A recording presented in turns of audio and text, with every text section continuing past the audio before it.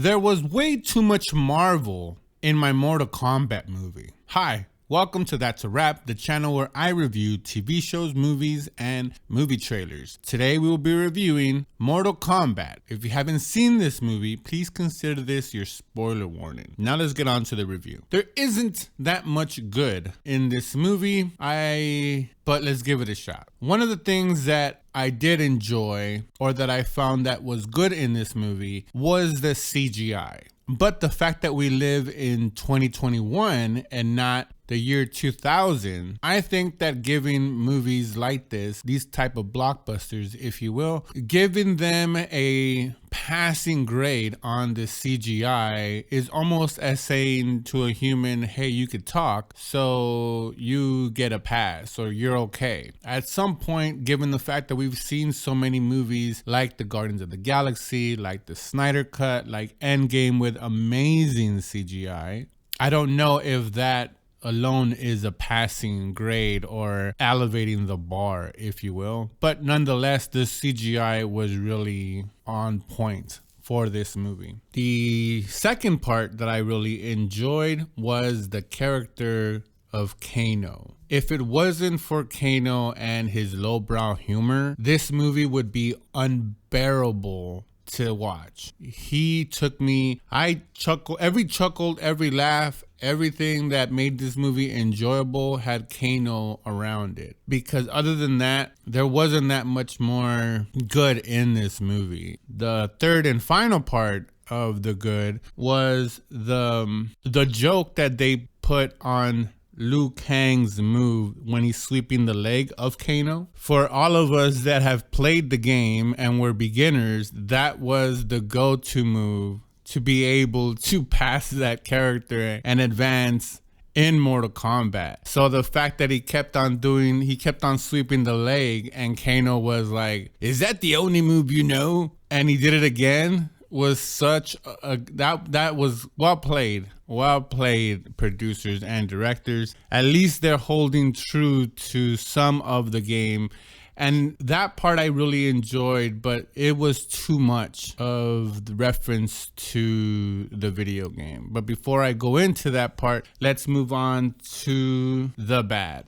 So Sub-Zero's outfit. Towards the end, you definitely see the blue, but in the beginning and even in the middle, it looks black throughout the whole entire movie. That is nothing close to what Sub-Zero's outfit was in the game. So why they chose to make it this way is beyond me, when we all know that he has a navy blue, if you will, looking outfit. That's what makes him Sub-Zero. Another thing, which is probably not too bad, but I put it down in the bad, was like, what's up with the throne chairs that Hollywood is throwing at us, right? These weird throne rooms or chairs on the throne or whatever that they... Maybe it was started by the Game of Thrones and the Iron Throne. But Darkseid sitting in his little, chair, Thanos and his many appearances in his chair. And then we had Shang Tsung in his weird chair. How that mountain is still up is beyond me. That's like the worst place throne chair ever. Like, why is it on a very, very unsafe cliff and it's in the middle of nowhere? There's no armies there, so why is he off in a chair in the middle of nowhere? But whatever, it's more of a nitpick, but it still was pretty bad. When I saw it, I was like, why is Hollywood giving us this? But maybe that's what seems to be the trend, I guess. Another thing I found in the bad was the catchphrases, as far as KANO wins and flawless victory that they said, and the fatality. Like in the game, there was the one character that was saying it. I mean, it didn't have to be. I get this is based on a game, but maybe they're putting it in for the person that hasn't played a Mortal Kombat game. And if they haven't played a game, you don't need to incorporate it, because the ones that are hardcore or have played the game understand what we've played the game before. So for you guys to try to, sidestep that part of the game and make the character, oh yeah, KANO wins. Look at this, what a beaut. And then the flawless victory, which was that fatality was pretty dope. Accurate to the game, and I really enjoyed that one, but not the part that he goes flawless victory. Like, there's not even in a battle, it's not even in the tournament setting, it's just you won, but whatever. So I didn't understand, I didn't like the fact that they added those things in. Like I said, for the most part, it's the fan base that is going to carry this movie, and we've played this game enough times and enough variations of it to know what's going on and understand that he didn't get hit, so we will know that it was a flawless victory. Let the fans say that. Let us in the movie theater at home say, oh, that was a flawless victory. Oh yeah, KANO wins right there. Let our imagination take us somewhere. Don't tell us what our imagination should do or should say. You just take the fun out of watching these types of movies. Let's go on to The Ugly. The Ugly was, and I think everyone's seen it, the acting by everyone. I know that I've seen some channels, and even though I wasn't trying to watch the reviews of this movie, but I did, it happened to creep in and I saw some of the reviews, and they harp on Sonya a lot and the way she acted, and also Cole. And I will grant you, Cole was horrible. The actor that played Cole, Louis Tan, I've never seen him in anything, or at least not that I could recall off the top of my head. But his acting was pretty horrible. And again, I don't take lightly calling an actor and saying his acting style was horrible. But in this one, it seemed so generic. His mannerisms, his moves, the way he reacted to other actors and their line. It's almost like if a beginner was acting and in that way, and that's what we got. But I find that it's being unfairly placed on Louis Tan and Jessica McNamee, the one that was playing Sonya Blade anyways. But I thought all of them, from the actor that was playing Sub-Zero, Joe Taslim, to Hanzo Hiroyuki Sanada, I'm pretty sure I butchered that, to the actor that was playing Liu Kang, the actor that was playing Jack, the actor that was playing Raiden, Kung Lao, all of them collectively was horrible.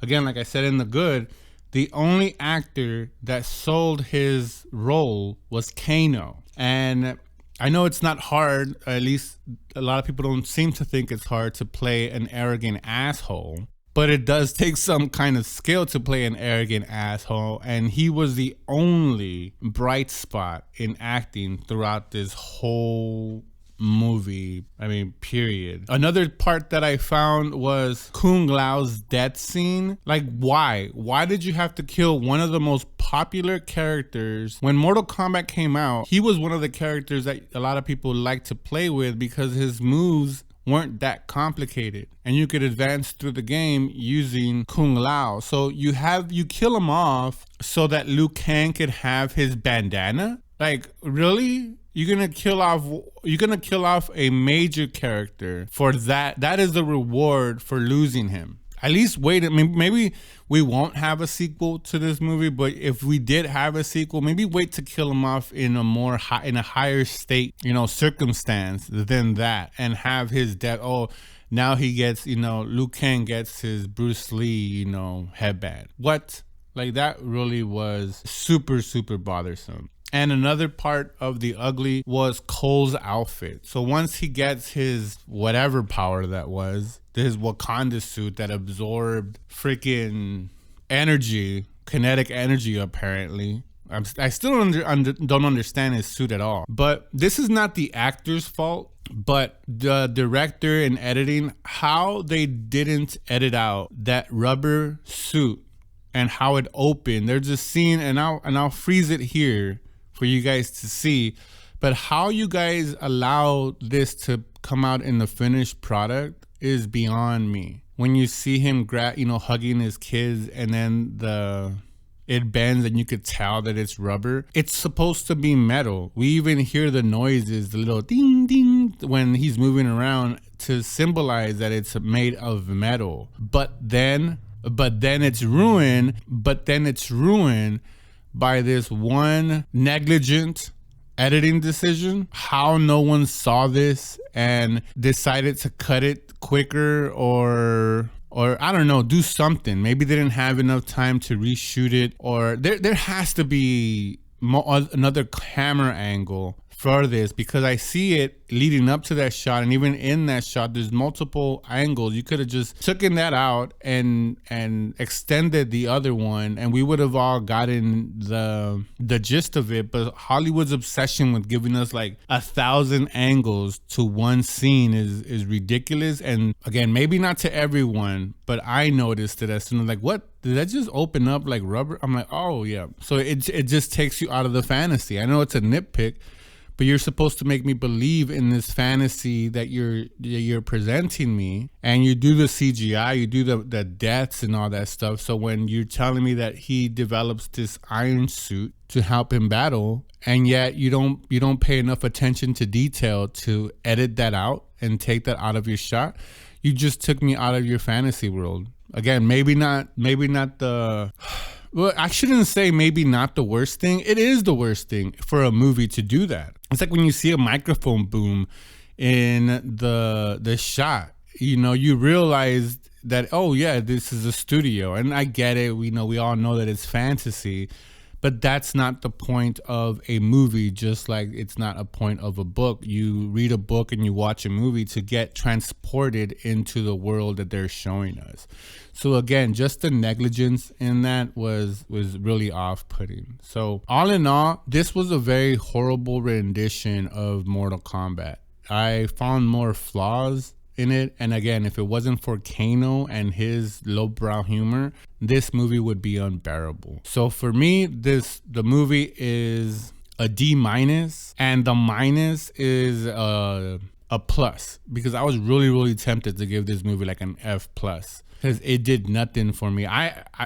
If you tell me, did I like the original or this one better, I like the original one better. Seriously, this movie did nothing for me to forget the original that we saw in the 90s. Besides the CGI and being a fanfare of like catchphrases and nostalgia, I guess. The script was bad, the acting was bad, the decisions that they were trying to make, how they spread them out and have their fight, all that stuff. And I don't really care for the theme song, but I know a lot of fans are mad that they waited to the end credits to do the Mortal Kombat techno song that was very popular. And even that, I think it was a remix. It wasn't the original. Songs like that, techno songs, don't really age well, but you should have, this was already a huge fanfare. You should have just given the fans what they wanted. So anyways, those are just my thoughts. I would love to hear your thoughts down in the comments. Let me know what you guys thought about this movie. Am I way off? Did you guys thoroughly enjoy this movie? Again, I didn't, but again, that's just me. Let me know your thoughts down in the comments, and like always, that's a wrap.